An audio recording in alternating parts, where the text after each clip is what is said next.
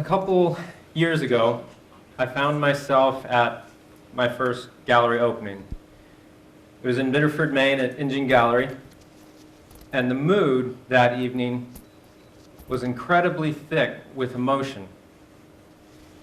It was incredible to be there in that moment and watch privileged people, normal people, soccer moms, working men, everyday people, standing there, transfixed, looking at prison inmates and absorbing their story, many of them weeping, many of them just standing there, hand over their mouth, just gazing.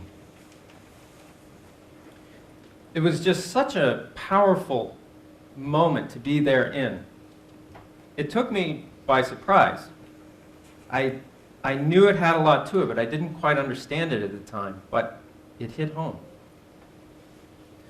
Now, 2 years before this, I was sitting on my porch with my newborn son in my lap, and I brought him out there because I wanted to hold him in my arms as he experienced the sun for the first time.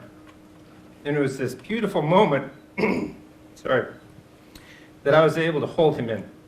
And I watched him move his hands and blink his eyes, feel the sun on his face for the first time. And I was able to be there with him. But that beautiful moment was cut short when a friend of mine called. It was Chet. And Chet had terrible news. He told me about a friend of ours, whom I'll call John. John had been arrested and sentenced to 36 years in prison. I felt an incredible sense of loss for John, but a lot of fear for myself at the same time. See, John and I were incredibly similar people. We were raised interacting with each other all the time. We had similar interests. We went to the same schools. Yet John was now in prison, and I was free. How did things end up so incredibly differently for such similar people? Now, I'm an introvert. I experience the world around me through a mind that's constantly trying to figure things out, kind of like a duck paddling below the surface constantly. I don't talk a whole lot unless it's something really important. In my adult life now, as a professional, I'm a commercial photographer, specializing in architectural photography. And I take things apart philosophically and emotionally, and I find the understanding, and I place them back in a scene to communicate that understanding.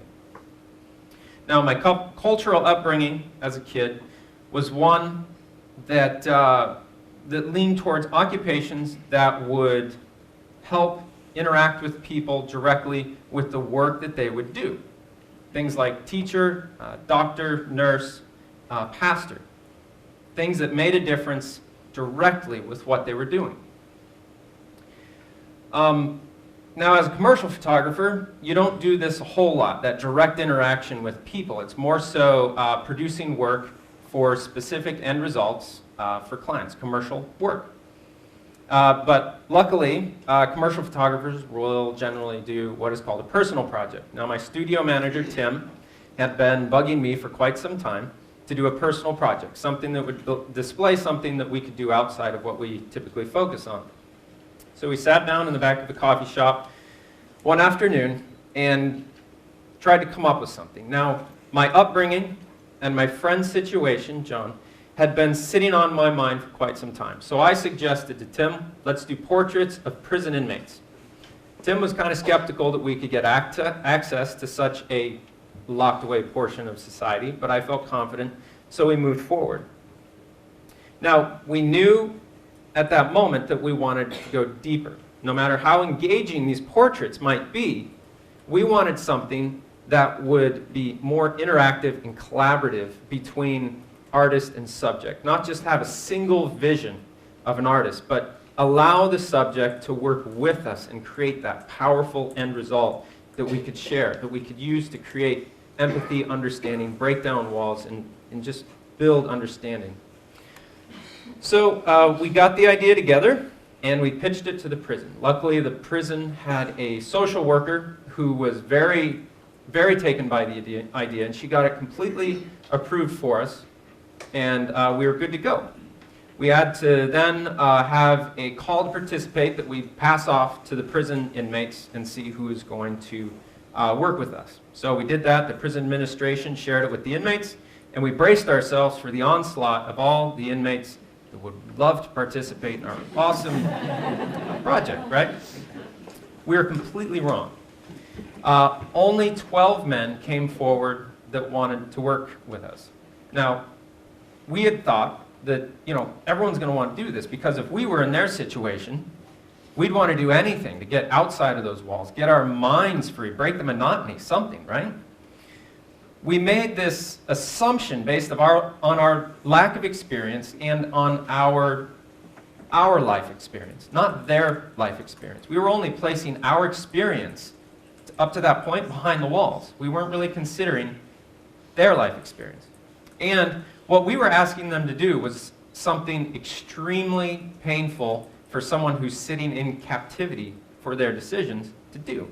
We were asking them to pull their lives open, to look introspectively, to make themselves vulnerable, and consider the things they had done that led them to captivity. We were asking them to relive a time when they made choices that caused death, that caused pain, that led them to this cage. We wanted them to be vulnerable, look introspectively, and build off of it. And we didn't understand, really, what we were asking of these men. But we had our 12 men that were willing to participate, that were courageous enough to share this, very embarrassing part of their life with us, and essentially the world. It came to the day of the shoot, finally. So we arrive at the prison, and at the prison doors, we're met by the administration, and we are told we are not allowed to come in unless we can produce an email that precedes a certain date, because there is a new administration in town, and they were standoffish at best. So we scrambled, we found an email that just made it under the date, and first hurdle cleared. The second hurdle was shorts. Now this was in June, it was in the middle of the summer, so my studio manager, Tim, was wearing shorts. No shorts allowed in prison. Now, up till yesterday, I did not know why, but shorts are not allowed because you can smuggle things in and access them fairly easily if they're, so no shorts. So, Tim's off to find pants. We're one man down. Now we begin the process of checking in every single last tiny little bit of anything that we were going to use in the shoot into the prison, because it had to be accounted for on the way out.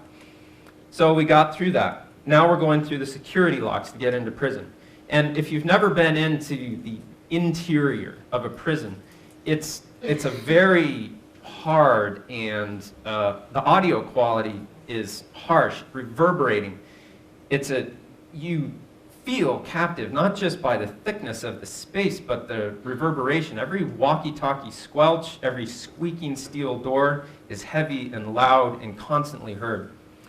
We were going to be doing video and audio that day, and that was kind of something we hadn't expected. But we get into the visitation room, we set up our entire shoot, and we're good to go. But then still no inmates, so we had to wait and anticipate. I had been anticipating this day for quite some time. I knew what the inmates by this point were sharing was very deep and very personal. And I was very worried, would I be able to do justice to what they were being so gracious to share with us? I had a lot of apprehension about that. Second thing, what if they took us hostage? This sounds weird, but we were going to be interacting with 12 inmates at once. And my lack of experience and my just naivety of the situation, I was, like, what, is it going to be one at a time? Is it going to be all 12 at once? How many guards is there going to be? But all of that was for naught. The security doors opened, and in filed the 12 men that were going to participate with us, with just 2 guards. Not great odds if you're worried about that kind of thing. But that day, these men were on their best behavior. I don't know these men deeply and personally through a long relationship, but they were perfect gentlemen and wonderful to work with. So when they came in, they set their letters on a table in the center of the room, right in front of the social worker. We all gravitated to these letters immediately because we had been building them up in our heads. And interestingly, none of us could read more than the first 2 lines. It was too emotionally charged anticipation build-up. We all gathered around and started to read them, and then immediately it was too much. We had to walk away. We did the shoot. We finished up. No one tried to take us hostage, and they were great to work with. Afterwards, I got to sit and talk with the men for about 30 minutes as a group. This was the big aha moment for me. As I'm talking to them, each one of them really kept saying, "Thank you for caring about us," which to me, which was really odd. We set out on this project with the idea of helping youths that could possibly end up in prison. We were looking at the inmates as, subjects to work with to help this group. That was our idea. But the comment kept coming up, "Thank you for helping us. Thank you for caring about us."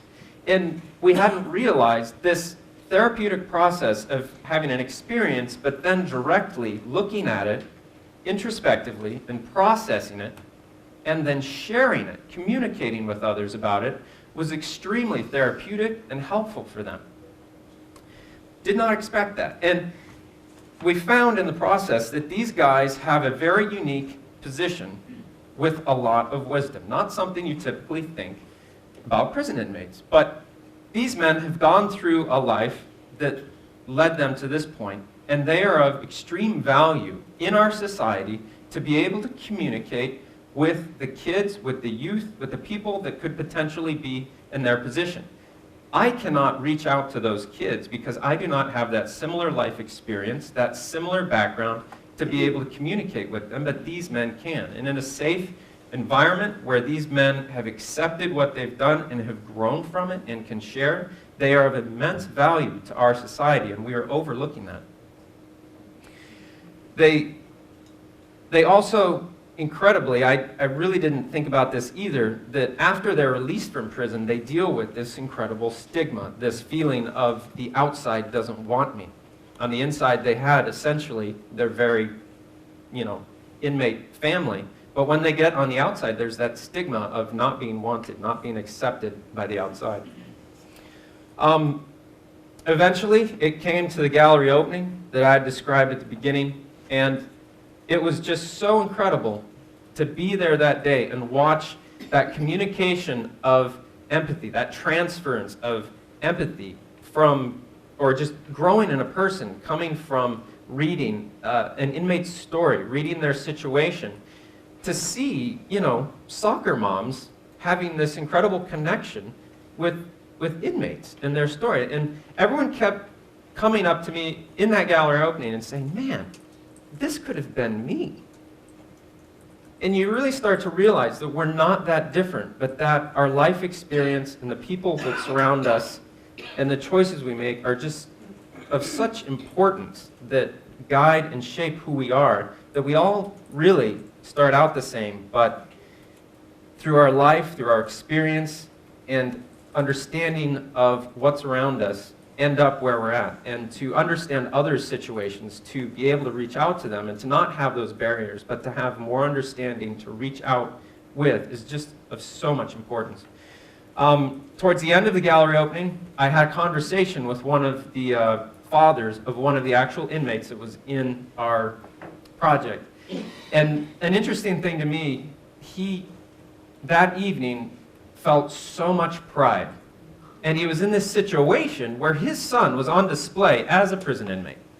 Typically not, what you'd think as a parent to be saying, "Well, look, But his son had gone away, this impressionable youth, easily swayed by peers in popular culture, but through the process had chosen to step up and become that man with principles and morals and a determination to better himself at every opportunity that he could find so he could help others. And it was so evident in his letter and seeing him on the wall that evening. And his father was just beaming with pride and overflowing with emotion. It was incredible to interact with. after the gallery, we put together a video of the entire process and shared it online, and it began trending the world over. We received media requests from every news outlet, every online outlet you can imagine, and we received all this feedback from people that had connected with this art, which I call docu-art. It's this combination of subject and artist, and what these men were willing to share had just touched the world over. And through this process, I've really realized that we as humans have this incredible, unique ability to take an experience, to consciously process it, and to share it, to communicate with those around us, to lean on others, to share story with, and to get feedback. And we can share it with the rest of our species so we can improve and better ourselves. We have this power of introspection, of story, and of art, and it opens minds and it changes lives. And when we face life head-on with honesty, with courage and openness, when we have that courage and that strength to share and that patience to listen, even the most tragic situation will be of immeasurable value. Thank you.